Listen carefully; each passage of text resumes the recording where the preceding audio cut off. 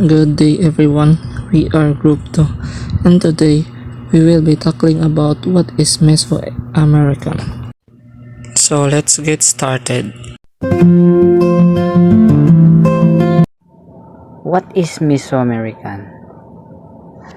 The Mesoamerican intellectual revolution was a time when ancient civilizations like the Olmec, Maya, and Aztec made great advancement in knowledge and learning.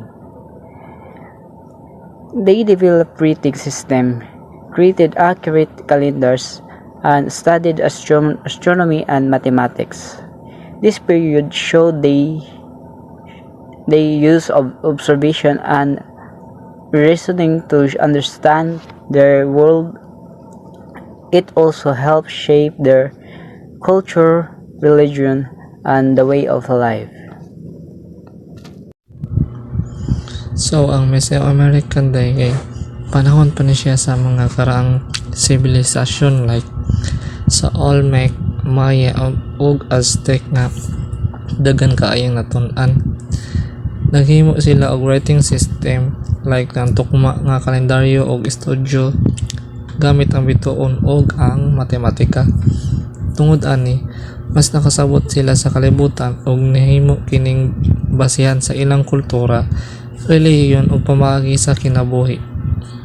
Standing look-alike of the revolutionists with his contribution and impact to society. Jacinto Canik, Maya leader in 1761. Jacinto Canik was a Maya revolutionary leader who became a symbol of indigenous resistance against Spanish colonial rule in the Yucatan Peninsula. Si Jacinto Canek usa ka leader sa Maya nga nisukol batok sa mga Kastila sa tuig 1761. Nahimong simbolo siya sa pagpanalipod sa mga lumad sa Yucatan Peninsula. Ipakita sa iyang pakigbisog nga dili sila mosugod sa pag-abuso ug pangdaog sa mga kolonyal nga gakom. Bisan dili sila kadaog sa revolusyon, nahinumduman gapon siya isip usa ka bayani sa ilang kultura ug kasaysayan. Contributions. Jacinto Canik led a Maya rebellions against Spanish colonial rule to fight against unfair taxes, forced labor, and the mistreatment of indigenous people. He worked to protect Maya culture, dignity, and rights. Si Jacinto Canek usa ka leader nga miato sa pag-alsa batok sa mga Kastila kay grabe ang ilang pang-abuso sa mga lumad. Sama sa taas nga buhis, persadong trabaho ug dili makiangayon nga pagtrato. Gipaningkamutan ni Canek nga ipinaliptan ang kultura, kayuhan ug katungod sa mga Maya aron dili sila mapugos o mapug-an sa ilang kaugalingon kinabuhi.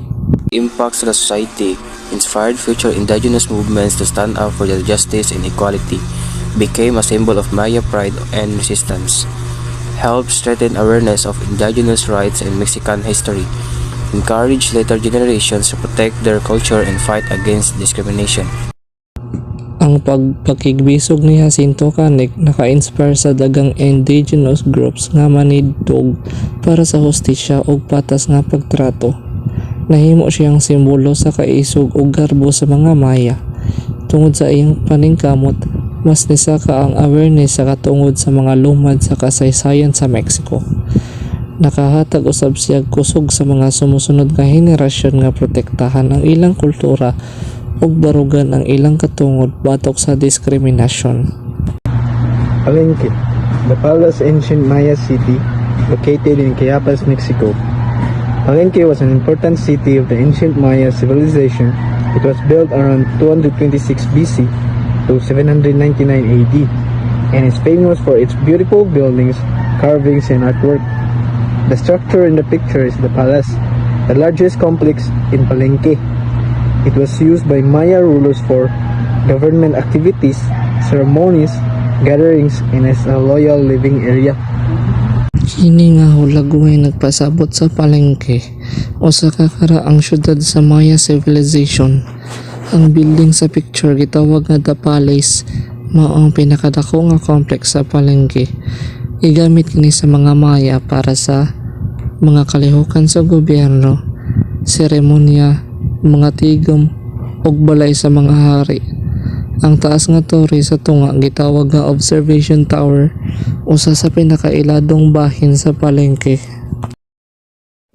Jacinto Canic is connected to the picture because the place in the photo is an ancient Maya site, and Jacinto Canic was a famous Maya revolutionary who fought to protect the rights and culture of Maya people. The ruins show the Maya heritage, and Jacinto Canic represents the fight to defend the heritage. Ang larawan nagpasabot sa koneksyon ni Jacinto Canic sa mga Maya. Ang lugar sa picture usa sa kay sinaunang site sa mga Maya, ug si Jacinto Canic usa ka revolusyonaryong Maya nga nakigbisog aron maprotektahan ang kultura ug katungod sa iyang katawhan. Ang mga guho nagpakita sa kabilin sa Maya, samtang si Jacinto Canic nagrepresenta sa pakigbisog sa pagpanalipod ni ana nga kabilin. In conclusion, the Mesoamerican Intellectual Revolution was a period of extraordinary scientific, mathematical, and cultural development. Through the achievements of civilizations like the Maya, Aztec, Olmec, and Zapotec, we see a legacy of innovation that still influences the world centuries later. And that's all. Thank you for listening, everyone. See ya!